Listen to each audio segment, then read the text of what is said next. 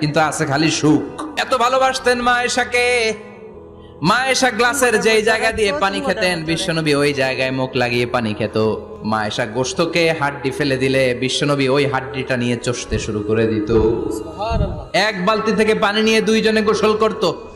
আবার বিশ্বনবীর সাথে সাথে মাঝে মাঝে বায়না ধরতো, মাঝে মাঝে রাগও করতো।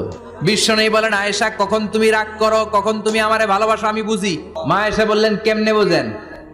বিশ্বনবী বললেন, যখন তুমি রাগ করো তখন নামাজের পরে দোয়ার মধ্যে বলো, ও ইব্রাহিম আলাইহিস সালামের আল্লাহ, আপনি আমার উপর দয়া করেন। তার মানে তুমি রাগ করে আছো, আমার নাম নাও নাই। আর যখন আমার উপর খুশি থাকো নামাজের পরে দোয়াতে বলো, মুহাম্মদ সাল্লাল্লাহু আলাইহি ওয়াসাল্লামের আল্লাহ, আপনি আমাদের উপর রহমত করেন।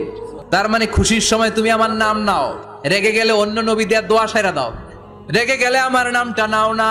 মা আয়েশা বলে, নবী গো, আমি তো শুধু নামটাই মুখ দিয়ে নেই না, কিন্তু কলিজা থেকে তো আপনারে বাদ দিতে পারি না।